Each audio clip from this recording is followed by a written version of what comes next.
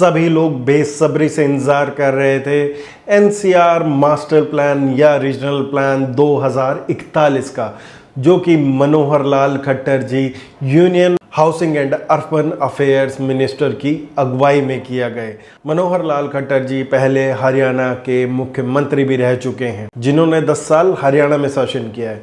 तो कुछ main points थे इस मास्टर प्लान के जो कि डिस्कस हुए और 16 जून कल ये मीटिंग हुई थी। तो सबसे पहला पॉइंट था क्या दिल्ली एनसीआर की जो बाउंड्री एनसीआर की उसको श्रिंक करा जाए। वो 30,000 स्क्वायर किलोमीटर से 55,000 स्क्वायर किलोमीटर रह गई है, बट इस बाउंड्री को श्रिंक नहीं किया गया है।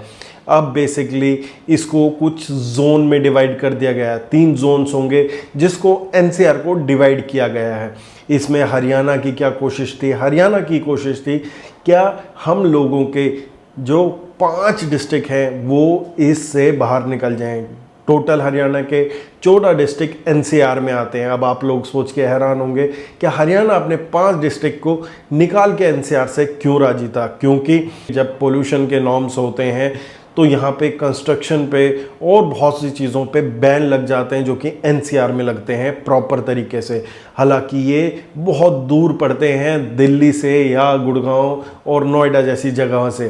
तो 5 डिस्ट्रिक्ट इसमें बेसिकली शामिल थे, जैसे कि जींद, करनाल, चरखी दादरी, भिवानी और महेंद्रगढ़। तो ये 5 डिस्ट्रिक्ट भी एनसीआर में ही शामिल रहेंगे। बट जो कंस्ट्रक्शन के नॉर्म्स है और जो चीज़ें पोल्यूशन के कारण रुकती थी वो कुछ जोन तक लिमिटेड रहेंगी। जैसे जोन 1 में केजीपी और केएमपी के अंडर जो एरिया आता है वो फर्स्ट जोन में रहेगा और वहाँ पे चीज़ें सारी एप्लीकेबल रहेंगी।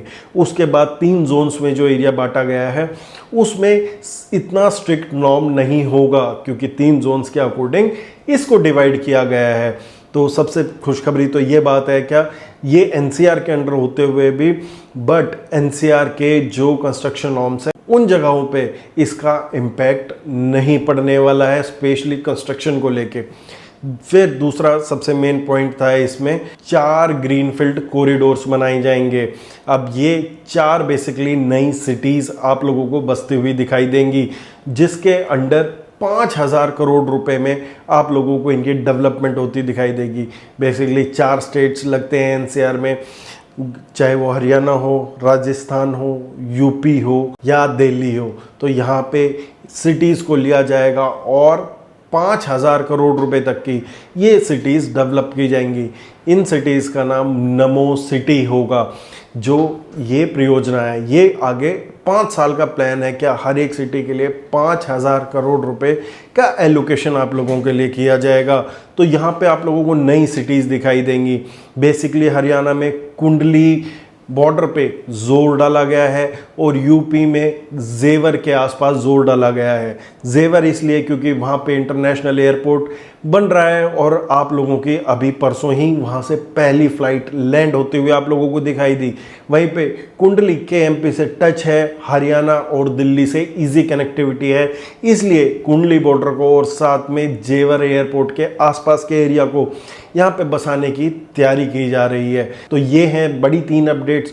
चौथी मेन अपडेट 5 से 8 नए आरआरटीएस बनाने की तैयारी में है, जो कि पूरे एनसीआर को कनेक्ट करेंगे। अब ये 5 से 8 आरआरटीएस में से ऑलरेडी 3 पे पूरी प्लानिंग है, जिसमें से पहला है दिल्ली मेरठ आरआरटीएस जो कि ऑलरेडी रनिंग है। दूसरा दिल्ली पानीपत और दिल्ली अलवर आरआरटीएस जो कि ऑलरेडी एडवांस स्टेजेस पे है। तो इसका फ़ायदा सीधा हरियाणा और गुड़गांव रियल एस्टेट को पड़ने वाला है, जो भी लैंड्स केएमपी के अंडर है। मैं आप लोगों को बहुत बार बोलता आया हूँ कि जो भी लैंड्स केएमपी केजीपी के अंडर आती है हरियाणा में, डोंट अंडर एस्टिमेट। आप लोगों को अगर गुड़गांव से बाहर जाना है तो आप लोग लैंड पे फोकस कीजिए, या आप लोगों के बजट में नहीं आता तो प्लॉट्स पे ज़रूर फोकस कीजिए। ये रेरा अप्रूव्ड ज़रूर होने चाहिए, अदरवाइज़ आप लोग कहीं ना कहीं पे अपना एक फेथ गंवाएंगे कल को और पछताएंगे चीज़ों को लेके। क्योंकि अभी 352 की भी बड़ी अपडेट आई, जो 352 रेवाड़ी के आसपास का एरिया, झज्जर के आसपास का एरिया, वहाँ पे भी कंट्रोल्ड एरिया घोषित कर दिया गया है कुछ जगहों पे, और वहाँ पे आप लोगों को एनओसी प्लॉटिंग नहीं देखने को मिलेंगी। एनओसी जोन कम देखने को मिलेगा क्योंकि यहाँ पे हाई पोटेंशियल है। तो एनसीआर की प्लानिंग का ये एक अहम हिस्सा हो सकता है। तो आप लोगों को जब भी प्रॉपर्टी देखेंगे ये बात ज़रूर ध्यान रखनी है। साथ में एक और बहुत बड़ी अपडेट है, 30 मिनट का एजेंडा बहुत ज़ोर से रखा गया और 30 मिनट के एजेंडे का मतलब ये है कि अब पूरा एनसीआर विदिन 30 मिनट्स कनेक्ट होगा, चाहे वो मेट्रो से हो, चाहे वह हाईवे से हो, चाहे वो एक्सप्रेसवे से हो।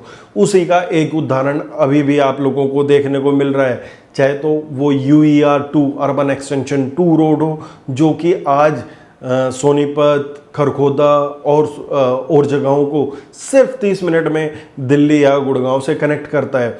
साथ में मुंबई एक्सप्रेसवे का भी एक बहुत बेहतरीन उदाहरण आप लोगों को देखने को मिला है।